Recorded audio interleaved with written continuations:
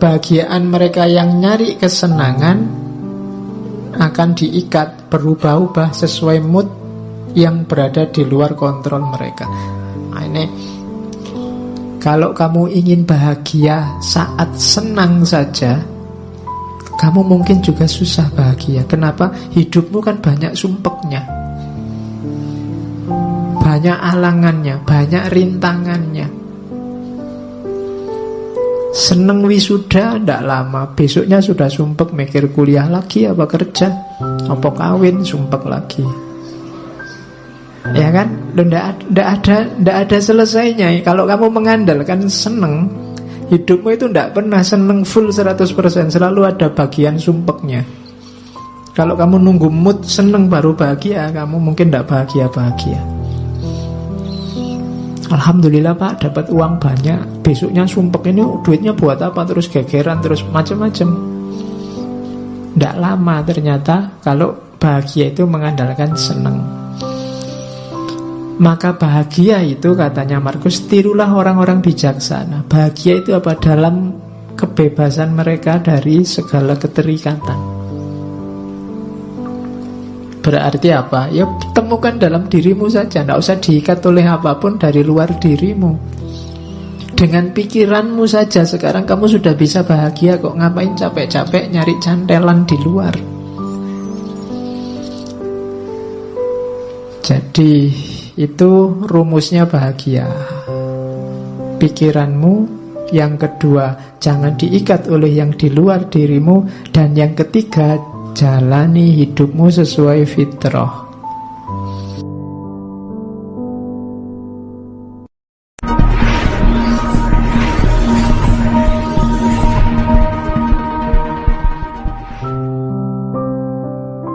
Assalamualaikum warahmatullahi wabarakatuh. Oke, kita lihat ya, di mana menariknya stoikisme khasnya Marcus Aurelius. Orang stoik itu ciri berpikirnya 4. Yang pertama, berfilsafat tidak perlu jelimet, yang penting baik dan manfaat. Ini prinsip luar biasa. Kalau di kita kan kadang-kadang filsafat itu kalau nggak jelimet kan kurang filsafat. Filsafat itu harus rumit. Kalau tidak rumit, tidak filsafat. Prinsipnya stoik kebalikannya. Nggak ada gunanya perumitan-perumitan itu. Yang simpel saja, apa adanya, tapi baik dan manfaat. Di antara yang membuat banyak orang trauma sama filsafat itu kan buletnya itu. Semakin ada tokoh filosof ngomong kok jelimet, semakin kamu puji, filsafatnya jeru gue mesti. Ya kan, setiap kali kamu nggak paham kan kamu anggap itu wah dalam itu, kan gitu kamu. Padahal prinsipnya stoik kebalikannya, tidak begitu. Jadi gagasan-gagasan besar itu tidak terlalu penting. Yang penting itu gagasan yang baik dan manfaat. Itu rumus pertama itu. Makanya stoikisme itu mudah dipahami. Kenapa kalian tidak paham? Ya karena bahasa Inggris kebanyakan referensinya, terjemahan ke dalam bahasa Indonesia. Yang kedua, stoikisme ini rasanya agak cocok sama dunia timur karena yang ditekankan dimensi internalnya manusia, dimensi dalamnya, dimensi ruhaniyahnya, termasuk konsepnya tentang kebahagiaan. Orang-orang stoik meyakini bahwa bahagia atau tidak bahagia itu tergantung dirimu yang ada di dalam, bukan tergantung yang di luar diri. Kalau kebahagiaanmu kamu cantolkan pada yang di luar dirimu, percayalah kamu tidak akan ketemu yang namanya bahagia.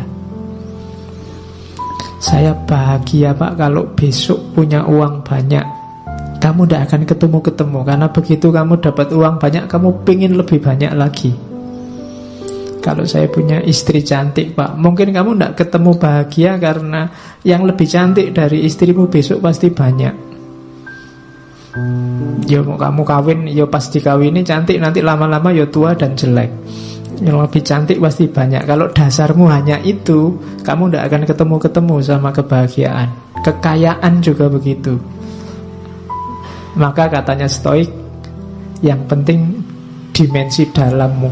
Meskipun gak terlalu cakep, gak terlalu kaya, asal kamu puas, rela, ridho, bahasa agamanya, sudah cukup bahagia.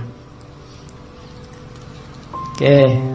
Kemudian orang-orang Stoik punya pandangan bahwa alam semesta ini kalau dalam agama yang ketiga ini namanya sunnatullah. Ada logos universalnya. Jadi alam ini ada sistemnya dan ada tujuannya. Kenapa kok menurutmu kadang tidak adil, menurutmu kadang tidak imbang, menurutmu kadang tidak cocok? Biasanya kesimpulanmu begitu karena lihat parsial-parsial, karena lihat satu peristiwa demi satu peristiwa. Kalau kamu baca lebih utuh, lebih luas, sebenarnya semuanya ada skenarionya, ada sistemnya. Itu keyakinannya orang Stoik. Sekali-sekali perlu ada bencana, sekali-sekali perlu ada kesedihan, sekali-sekali itu membacanya jangan diputus di bencana itu saja, di kesedihan itu saja. Bacanya jauh lebih luas, nanti akan kelihatan ada skenario besar. Ada aturan, ya kayak ada yang miskin, ada yang kaya. Itu kan ada main fungsinya sendiri-sendiri. Ada yang cantik, ada yang jelek. Itu semuanya kan ada struktur besarnya. Kalau cantik semua juga mungkin ada sunatullah yang akan tidak jalan, jelek semua juga begitu. Oke, kamu sendiri yang bisa nyari contoh banyak. Terus yang terakhir berarti apa? Manusia itu tugasnya ya jalankan fungsimu sebagai manusia. Tidak usah terlalu banyak komplain, terlalu banyak protes, terlalu banyak rekayasa. Malah bulet sendiri kamu nanti. Malah bingung sendiri, kayak Diogenes kemarin loh. Kenapa hidup kita susah? Kita sendiri yang bikin rumit. Jadi jangan dibulet-bulet, kembali ke yang alami-alami, yang natural-natural. Nah, itu maunya orang-orang Stoik. Manusia itu kan yang bikin rumit kan dirinya sendiri. Sebenarnya rumusnya hidup itu kan simpel. Kalau lapar ya makan, kalau ngantuk ya tidur. Kalian ngaji kok sambil ngantuk? Kan bingung, Pak saya ngantuk sekali Pak. Ya tidur. Kan simpel. Kamu sendiri yang bikin rumit. Gitu loh. Oke. Kalau enggak punya ya nyari. Kalau yang dicari ada di orang lain ya minta nggak dikasih ya utang. Itu kan rumus simpel sebenarnya. Utang nggak boleh ya dirayu. Ya, nggak bisa ngerayu ya ngerampok. Oke, jadi ada rumus-rumus simpel yang kita bikin rumit sendiri. Dan itu kadang menyusahkan kita sendiri. Jadinya tidak balance hidup kita. Hidup ini ada sunnatullahnya, ada rumus-rumus pakemnya. Ini 4 cara berpikirnya orang Stoik. Sekarang kita lihat Marcus Aurelius, cara dia menerjemahkan gagasan-gagasan Stoik. Saya ambil pertama tentang kehidupan. Malam ini kita banyak ngomong tentang semacam quotes-nya, karena Marcus Aurelius ini tidak meninggalkan karya selain satu buku semacam buku harian yang diterjemahkan dalam bahasa Inggris, judulnya Meditation. Kalian cari, downloadan gratis itu. Masih asli dalam bahasa Inggris. Kalau ada yang pintar bahasa Inggris boleh diterjemah. Dan ini saya potong-potong dari situ, saya klaster-klaster. Cuma tidak bisa banyak karena bukunya tebal, ya kita ambil yang sesuai kadar waktu ngaji kita. Meskipun saya tidak yakin bisa nyampe semua karena banyak. Jadi hidup ini yang pertama rumusnya katanya Markus, carilah apa tugasmu. Katanya Markus, segala sesuatu, apakah itu kuda atau anggur, diciptakan untuk tugas tertentu, untuk peran tertentu. Maka carilah tugasmu sebagai manusia. Sering kan saya singgung ayat afahasibtum annama khalaqnakum abasa. Itu kan Allah loh yang ngomong. Apa kami ciptakan engkau itu hanya untuk iseng? Pasti tidak, ada tujuannya. Kejar itu. Yo, Al-Quran banyak ngomong tentang tujuan hidupmu ini. Enaknya karena sayangnya Allah sama kita, kan kita sama Allah langsung ditunjukkan, ini lo tugasmu. Jadi yo kayak misalnya ini ja'ilun fil ardi khalifah, aku ciptakan manusia di muka bumi jadi khalifah. Ini kan Allah langsung ngasih petunjuk, ini lo tugasmu. Maksudnya Markus, yo kamu jalan di tugasmu itu. Setiap hal di muka bumi ini ada perannya, ada tugasnya. Jangan dikacaukan, kamu sendiri juga jangan kacau. Nanti kamu susah sendiri. Oke, teh ini kan dia punya tugas, dibikin jadi minuman. Ya diminum, tidak apa-apa.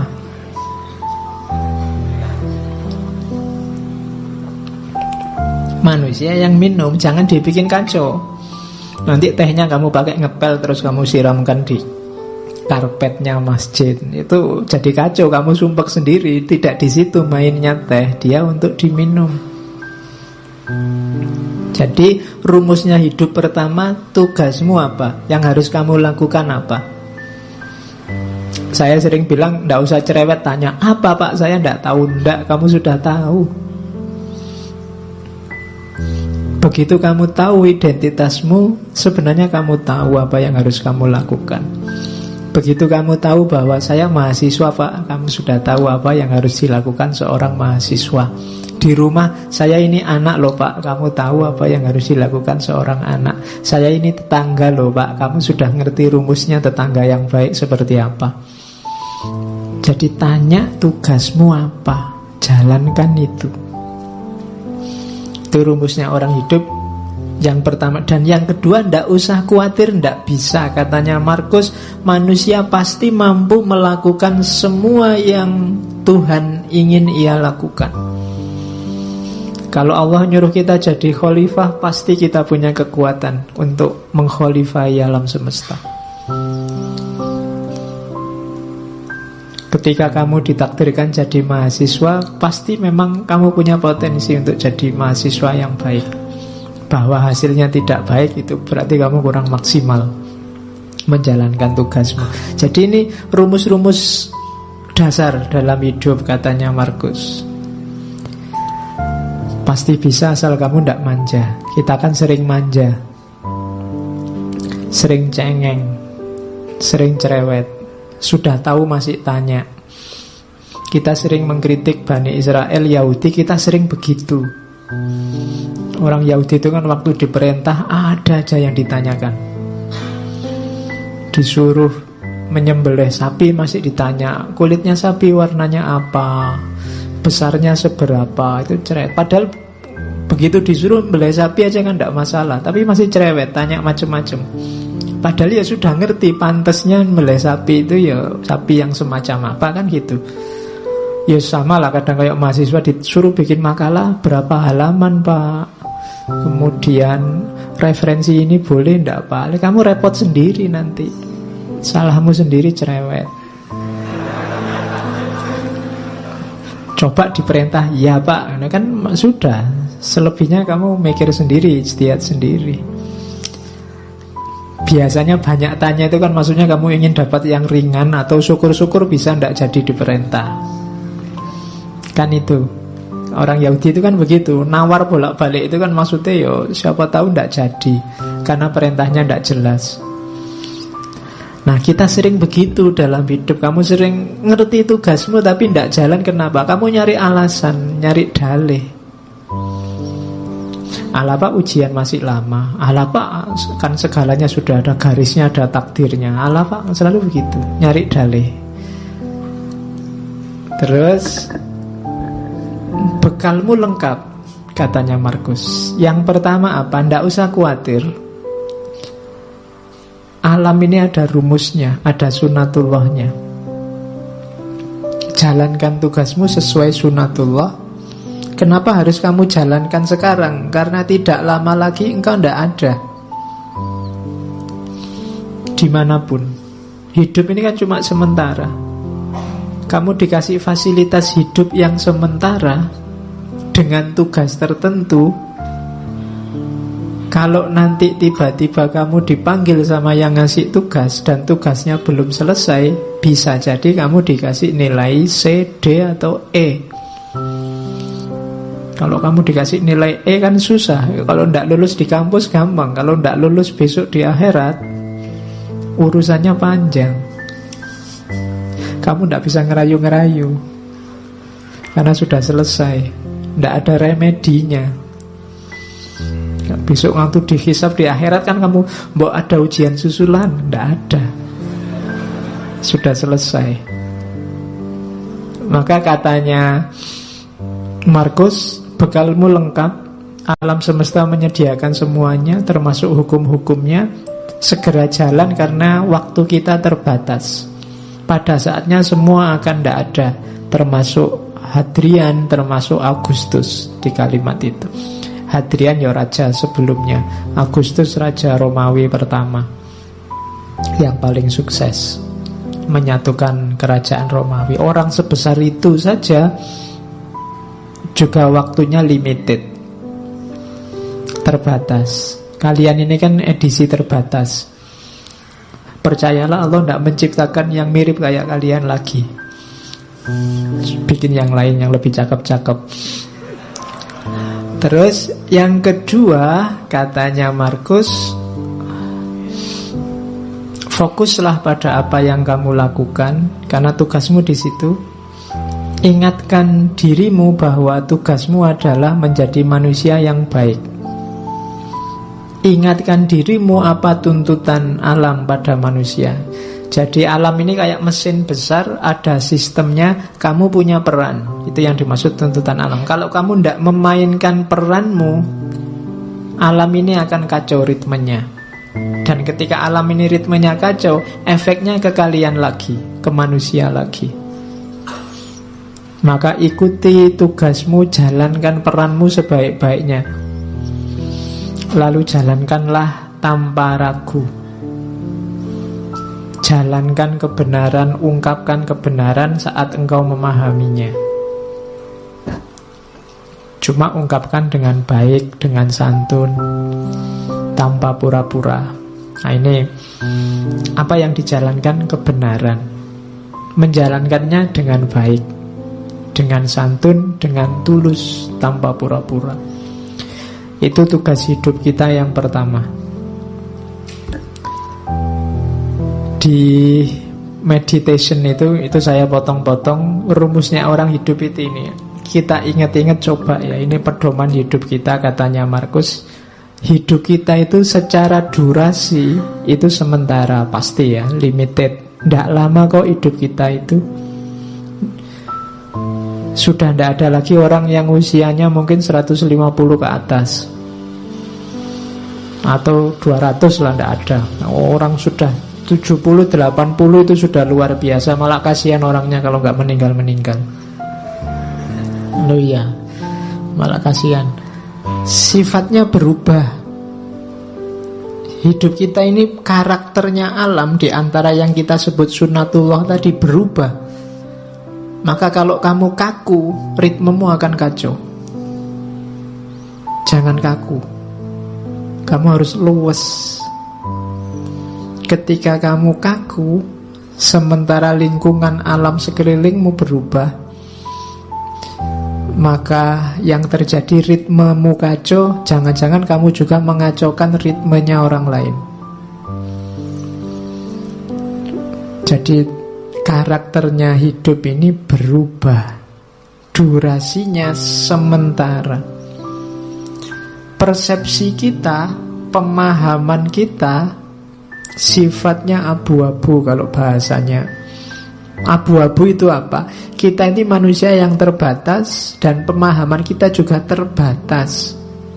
Kebenaran, kebaikan yang kita pahami itu sebatas kemampuan kita. Maka tadi jangan kaku. Kalau kamu kaku, kamu akan mandek di keterbatasan tadi. Kamu tidak berkembang, tidak lebih baik. Padahal kamu harus lebih baik terus. Karena hari ini kamu terbatas, besok batasmu harusnya lebih luas. Jadi persepsi kita ini suram. Kita itu tidak ngerti sangat banyak hal, ngertinya cuma sedikit.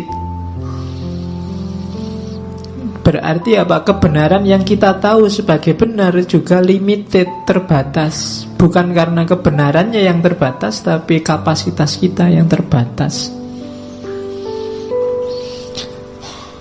Kemudian persepsi urusan akal ya, pemahaman. Sekarang tubuh kita itu sifatnya melemah. Grafiknya manusia itu kan ya kecil jadi besar, setelah itu kan melemah.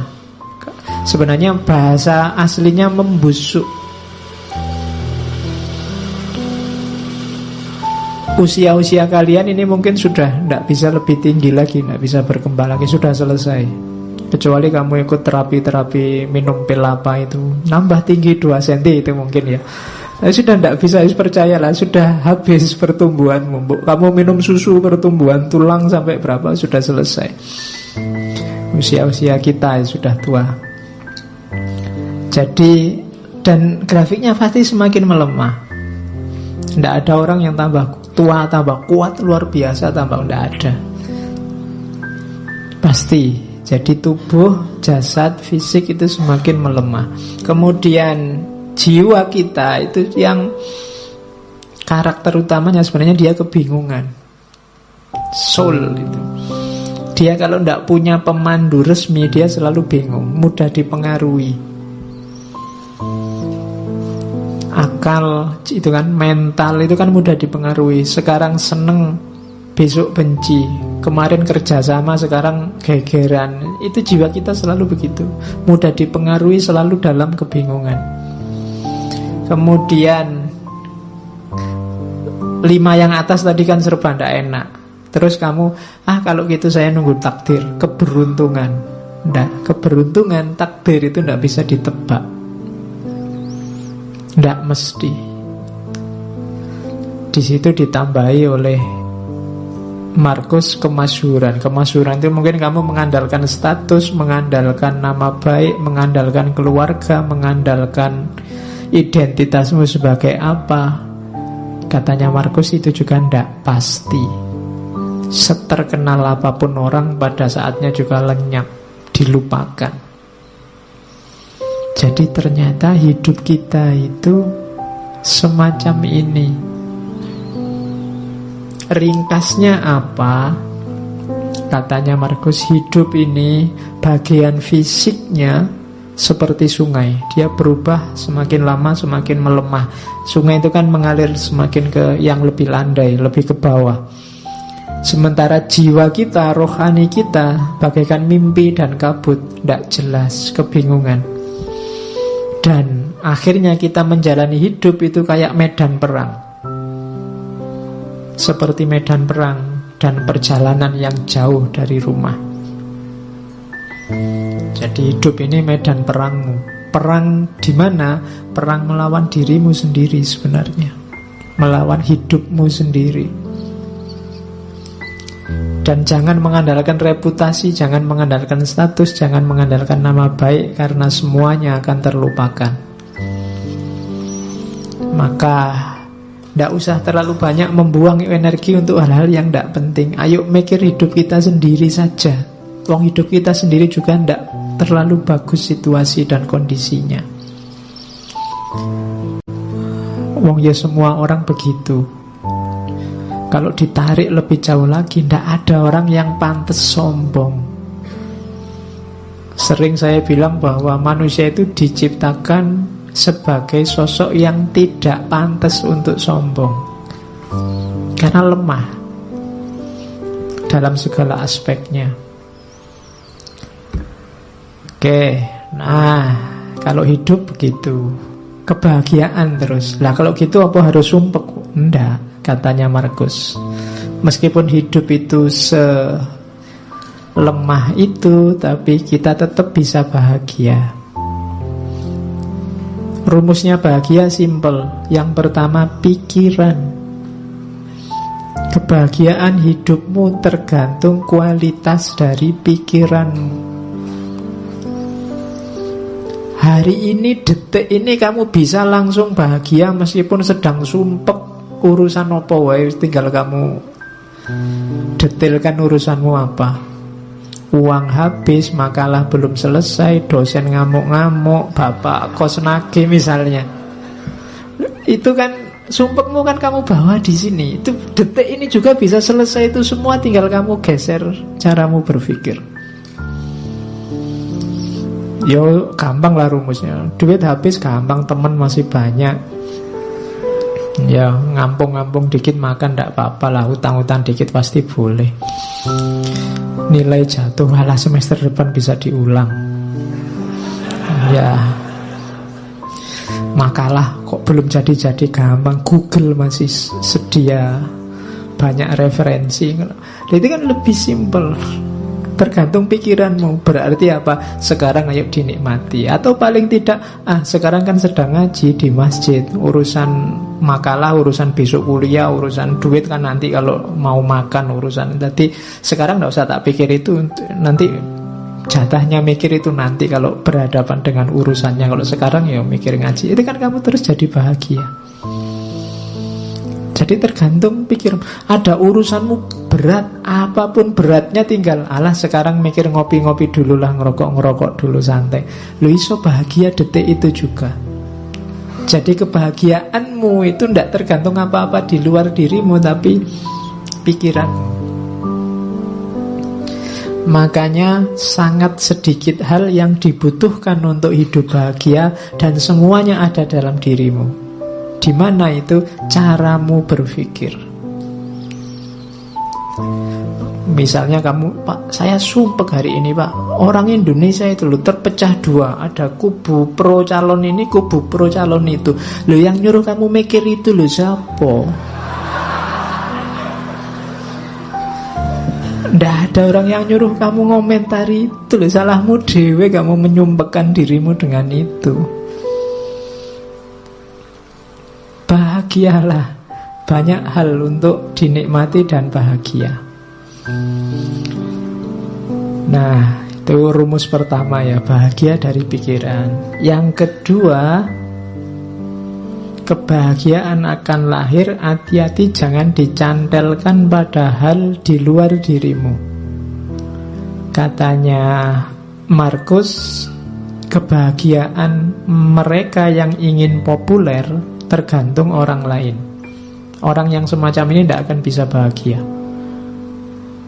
Orang yang ingin populer berarti dia butuh follower banyak, dia butuh jempol banyak, dia butuh dipuji, butuh dikomentari. Kalau sandaranmu bahagia ini, kamu akan susah bahagia. Karena akan selalu ada orang yang tidak suka padamu. Ngaji ini mungkin yang suka banyak, yang tidak suka pasti juga ada. Kalau kamu sumpek dengan yang tidak suka, kamu tidak akan bahagia-bahagia. Kalau kamu sumpek dengan hatersmu, kamu tidak akan bahagia. Karena akan selalu ada orang yang tidak cocok. Karena memang tipenya orang beda-beda.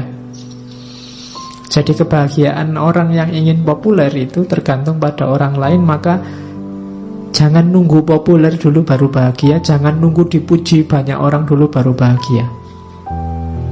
Bahagialah sekarang. Kebahagiaan mereka yang nyari kesenangan akan diikat, berubah-ubah sesuai mood yang berada di luar kontrol mereka. Nah ini, kalau kamu ingin bahagia saat senang saja, kamu mungkin juga susah bahagia. Kenapa? Hidupmu kan banyak sumpeknya, banyak alangannya, banyak rintangannya. Seneng wisuda ndak lama, besoknya sudah sumpek mikir kuliah lagi apa kerja, apa kawin, sumpek lagi. Ya kan? Nggak ada selesainya. Kalau kamu mengandalkan seneng, hidupmu itu nggak pernah seneng full 100%. Selalu ada bagian sumpeknya.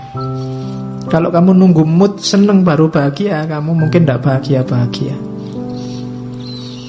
Alhamdulillah Pak, dapat uang banyak. Besoknya sumpek, ini duitnya buat apa? Terus gegeran, terus macam-macam. Nggak lama ternyata kalau bahagia itu mengandalkan seneng. Maka bahagia itu, katanya Markus, tirulah orang-orang bijaksana. Bahagia itu apa? Dalam kebebasan mereka dari segala keterikatan. Berarti apa? Ya temukan dalam dirimu saja. Tidak usah diikat oleh apapun dari luar dirimu. Dengan pikiranmu saja sekarang kamu sudah bisa bahagia kok. Ngapain capek-capek nyari cantelan di luar?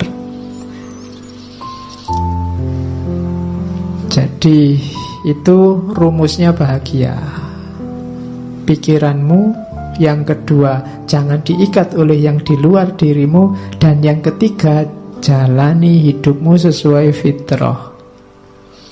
Setiap makhluk hidup akan utuh. Berarti menemukan kebahagiaannya saat mengikuti jalan dalam alamiahnya sendiri. Jadi jalannya sendiri yang alami. Ya kayak tadi loh, ya kalau lapar ya makan, haus ya minum, simple, jalan-jalan hidup yang simple, ndak rumit-rumit. Kamu akan bahagia. Ndak usah target macem-macem untuk bahagia di luar diri kamu, nanti akan sumpek sendiri, ndak ketemu-ketemu bahagianya. Nikmati hidupmu, jalani hidupmu sesuai fitrahmu. Ndak usah pakai semboyan. Pokoknya Pak, saya ndak akan kawin sebelum kaya, itu bikin sumpek sendiri. Ya kalau memang ada calonnya, cukup segalanya, ya nikah saja. Saya Pak, sebelum 29 misalnya, itu kan banyak yang begitu. Ndak usah lah, bikin rumit sendiri. Pokoknya kalau cocok sesuai apa-apanya jalan, ya nikah saja, ndak masalah. Itu hidupmu akan utuh. Oke, yang tadi kebahagiaan. Sekarang menghadapi kesulitan yang kita sebut rasa sakit.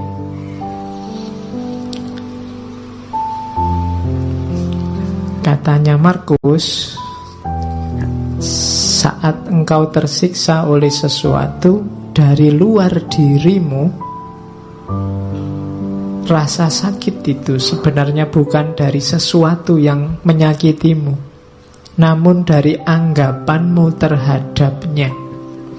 Dan engkau memiliki kekuatan untuk mencabutnya kapanpun kau mau. Kalau kamu disakiti orang, loh sebenarnya orang itu tidak bisa menyakitimu kalau kamu tidak mau sakit. Pak, orang itu bikin aku mangkel ya Pak. Loh salahmu sendiri mau mangkel. Mbok kamu ndak usah mau jengkel, nggak usah mau mangkel kan, ndak jadi dia membuat kamu jengkel. Dia membuatmu jengkel karena kamu mau jengkel. Tolaklah rasa sakitmu dan rasa sakit itu akan lenyap. Ndak ada orang bisa menyakitimu, ndak ada orang bisa mencurangimu, nggak ada orang bisa menaklukkanmu kalau kamu sendiri tidak mau. Jadi katanya Markus, raih kembali kesadaranmu, panggil kembali dirimu, dan bangunlah sekali lagi. Kini akan kau sadari bahwa yang mengganggumu hanyalah mimpi. Pandanglah kenyataan ini sebagaimana engkau memahami mimpimu. Ya silahkan sekarang didaftar apa yang membuatmu sumpek, membuatmu sakit, membuatmu merasa tak berdaya, membuatmu merasa lemah. Semuanya pasti tidak real. Semuanya bukan sesuatu yang nyata, hanya permainan pikiranmu dalam tanda petik.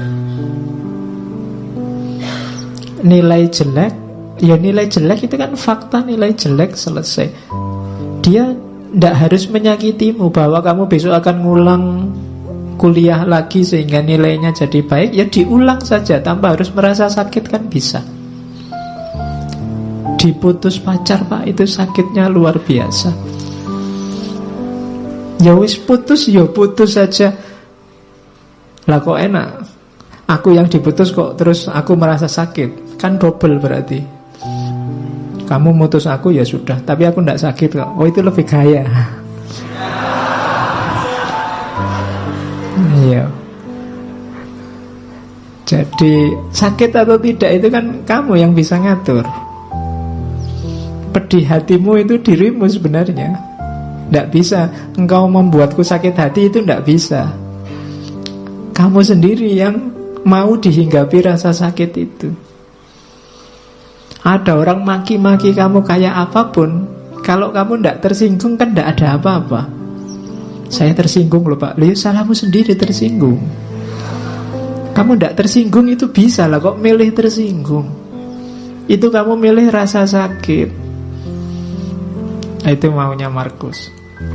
Jadi tidak, sakit atau tidak itu sebenarnya kuncinya di kamu. Terus tak seorang pun dapat kalah, baik di masa lalu atau di masa depan. Bagaimana orang bisa kehilangan apa yang ia tidak miliki? Yang sering membuat kita sakit kan dua hal ini, harapan dan kekecewaan. Kecewa itu kan karena masa lalu, harapan itu karena masa depan. Masa lalu dan masa depan itu dua hal yang tidak kita pegang sekarang, tidak kita miliki sekarang. Loh, lah kok kita bisa disakiti oleh sesuatu yang kita tidak punya? Kok kita bisa kalah oleh sesuatu yang tidak ada? Masa lalu itu kan tidak ada, sudah lewat. Masa depan itu nanti belum terjadi. Lah kok kita bisa kalah oleh itu, katanya Markus? Harusnya tidak. Jadi kekecewaan dan harapan itu jangan sampai membunuhmu. Kenapa? Karena dia sesuatu yang tidak ada. Sesuatu yang tidak ada jangan menyakitimu. Hidupmu kan di masa kini. Dia tiba-tiba menyakitiku Pak, aku tiba-tiba diputus. Kapan? Tadi. Oleh sudah tadi aja, sudahlah. Lah iya kan? Kan berarti masa lalu itu. Meskipun 1 jam yang lalu kan sudah jadi masa lalu. Meskipun putusnya tadi sore jam 5, kan kamu sudah masa laluku itu kan. Iya. Oke, jadi jangan mau disakiti oleh masa lalu dan masa depan. Berpikir yang positif. Kayak di kalimat terakhir itu, adalah nasib burukku semua ini terjadi padamu, padaku sebenarnya itu. Kita kan sering mengeluh begitu, aduh nasibku kok jelek ya. Katanya Markus, jangan begitu. Bilang saja nasibku baik, adalah nasib baikku. Di mana nasib baiknya? Meskipun ini terjadi padaku, tapi aku dapat menanggungnya tanpa rasa sakit. Baik itu kehancuran di masa kini maupun ketakutan akan masa depan. Kalau kamu ada masalah apapun, jangan mengeluh. Bersyukurlah bahwa alhamdulillah aku masih kuat menanggungnya, masih diberi kekuatan untuk menahannya. Nah, itu lebih positif. Jadi sakitilah aku, injak-injaklah aku, jajalah aku, tapi aku kuat. Alhamdulillah aku. Kalau kamu nyari yang tidak ada masalah dan kamu tidak tersakiti, mungkin tidak bisa.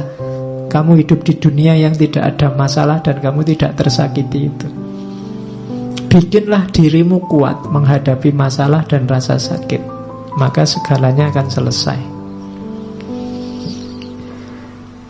Jadi jangan mau disakiti. Jangan mau itu bukan untuk orang yang menyakiti, tapi untuk dirimu sendiri. Jangan kamu terima rasa sakit itu, maka kamu tidak akan sakit. Nah, ini rumus yang kedua. Yo, rasanya sih memang berat, tapi lama-lama dilatih mungkin bisa. Orang-orang besar Pemimpin-pemimpin besar itu mungkin mereka mampu melakukan ini. Kalau besok kamu jadi pemimpin labil, mudah sakit, mudah tersinggung, mudah marah, mungkin kamu tidak bisa jadi pemimpin yang baik. Kamu harus punya daya tahan terhadap rasa sakit. Kamu harus kuat mendengarkan, kuat melihat, kuat membaca, kuat memahami, tanpa harus reaktif karena rasa sakit. Nah, itu rumus selanjutnya dalam hidup. Jadi tadi ada kehidupan, kemudian caranya untuk bahagia, dan cara untuk menghindari rasa sakit.